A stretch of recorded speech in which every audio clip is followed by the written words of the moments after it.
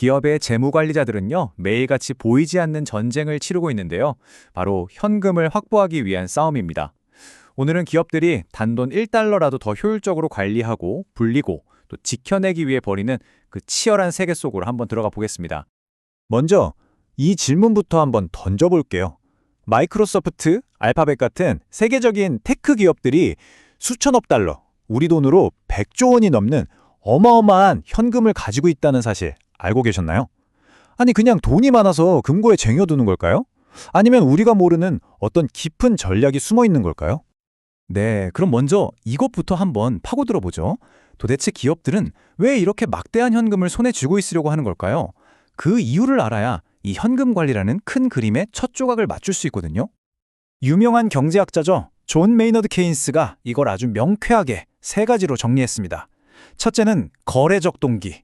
이건 뭐 간단해요. 직원들 월급도 줘야 하고 사무실 임대료도 내야 하고 이런 일상적인 지출을 위한 거죠. 그리고 둘째, 예비적 동기. 이건 말 그대로 비상금이에요. 2020년 팬데믹 같은 정말 예상치도 못한 위기가 터졌을 때를 대비하는 겁니다. 마지막으로 투기적 동기. 이건 기회를 잡기 위한 실탄이라고 생각하시면 돼요. 갑자기 좋은 인수합병 매물이 나오거나 엄청난 투자 기회가 생겼을 때 바로 잡으려면 현금이 있어야 하니까요. 결국 현금이라는 게 기업의 생존과 성장을 위한 핵심 무기인 셈입니다.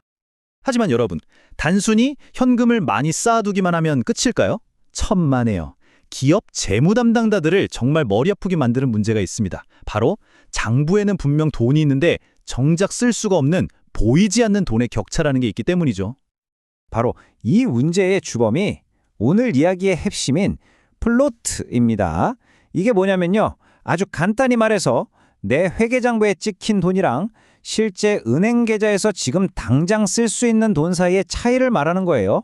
이 얄미운 플로트 때문에 기업들은 눈앞에 돈을 두고도 발만 동동 구르게 되는 겁니다. 자, 여기 GMI라는 회사가 있다고 한번 상상해 보세요. 고객한테서 10만 달러짜리 수표를 받았어요. 그럼 회계팀에서는 바로 장부에 플러스 10만 달러 이렇게 기록하겠죠? 그런데 바로 그 돈을 쓰려고 은행 앱을 딱 켜보면 어떨까요? 사용 가능 잔액은 빵원, 0달러입니다. 바로 이 황당한 차이가 기업이 매일 싸워야 하는 보이지 않는 적, 플로트인 거죠. 아니, 그럼 이 플로트는 도대체 왜 생기는 걸까요? 여기에는 세 가지 시간 지연, 일종의 장애물 코스가 있습니다. 첫 번째, 고객이 보낸 수표가 우편으로 우리 회사까지 오는 우송 시간. 두 번째, 우리 회사가 그 수표를 받아서 은행에 넣기까지 걸리는 처리 지연. 그리고 마지막 세 번째, 은행이 이 돈을 확인하고 이제 쓰셔도 됩니다 하고 풀어주는 사용 가능 지연까지. 이 세 단계의 시간을 얼마나 줄이느냐가 바로 현금 관리 게임의 승부처가 되는 겁니다. 자, 그럼 기업들은 이 시간과의 싸움에서 이기기 위해 어떤 무기를 쓸까요? 현금을 단 하루라도, 아니 단 1시간이라도 빨리 내 손에 쥐기 위한 아주 공격적인 전략들을 한번 살펴보겠습니다. 가장 대표적인 무기가 바로 이 화면에 보이는 사서함 시스템이에요. 원리는 생각보다 간단합니다. 고객들한테 돈을 우리 회사로 보내지 말고 은행이 관리하는 특별한 사서함으로 바로 보내달라고 하는 거죠. 자, 흐름을 한번 보세요. 고객이 보낸 수표가 우리 회사를 거치는 긴 여정을 생략하고 곧바로 은행으로 직행하죠. 그럼 은행은 이 수표들을 바로바로 모아서 입금 처리를 해주는 겁니다. 그러니까 우편으로 왔다 갔다 하는 시간, 또 우리 회사 안에서 서류 작업하는 시간, 이 두 가지를 한 방에 줄여버리는 아주 똑똑한 방법인 거죠. 현금을 빨리 걷어들이는 공격이 있었다면 당연히 돈을 최대한 효율적으로 쓰는 수비도 있겠죠. 이것도 정말 중요합니다.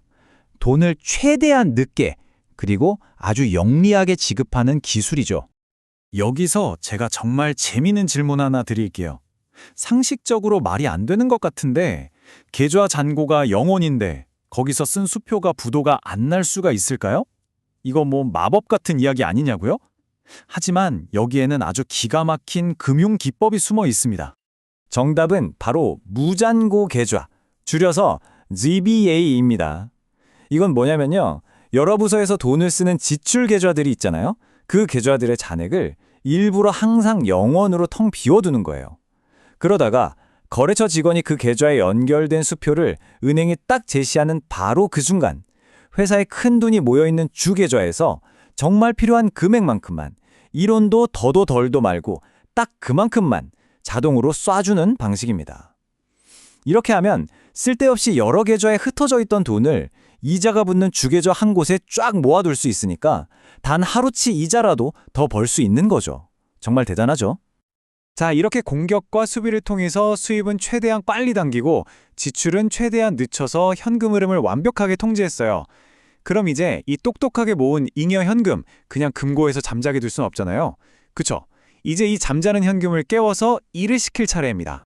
이렇게 모인 기업의 잉여 현금이 잠시 머물면서 돈을 벌어오는 곳이 바로 단기 금융시장, 영어로는 머니마켓이라고 하죠. 이곳에서 기업들은 잠깐 노는 돈을 아주 안전하면서도 바로바로 현금으로 바꿀 수 있는 단기 금융 상품에 투자해서 단 하루라도 이자 수익을 만들어내는 겁니다. 그럼 어떤 상품에 투자할까요? 가장 대표적인 게 두 가지가 있는데요. 첫째, 미국 정부가 발행하는 재무부증권, 보통 T빌이라고 하죠. 이건 미국 정부가 망하지 않는 한 떼일 일이 없으니까 사실상 부도 위험 제로인 가장 안전한 자산입니다. 반면에 신용도가 아주 높은 우량 대기업들이 발행하는 기업어음, 즉 CP라는 것도 있어요. 이건 아주 약간의 위험은 있지만 그 대가로 재무부증권보다는 조금 더 높은 수익을 기대할 수 있죠. 결국 이 모든 이야기의 핵심은 바로 이겁니다. 기업의 현금 관리라는 건 언제든지 필요할 때 바로 꺼내 쓸 수 있는 안전성, 즉 유동성과 단 하루라도 놀리지 않고 수익을 내려는 수익성 사이에서 아슬아슬하게 줄타기를 하는 것과 같아요. 이 둘 사이의 완벽한 균형점을 찾아내는 것, 이게 바로 재무 전문가들의 궁극적인 목표인 셈입니다. 자, 마지막으로 이런 질문을 던지면서 마무리할까 합니다. 이제는 수표보다 스마트폰으로 즉시 계좌 이체하는 게 훨씬 더 익숙한 시대잖아요. 그렇다면 이 수표 때문에 생겨났던 플로트와의 전쟁은 이제 거의 끝나가는 걸까요? 아니면 우리 눈에 보이지 않는 디지털 세상에서 형태만 바뀐 새로운 종류의 디지털 플로트와의 전쟁이 이미 시작된 건 아닐까요? 여러분의 생각은 어떠신가요?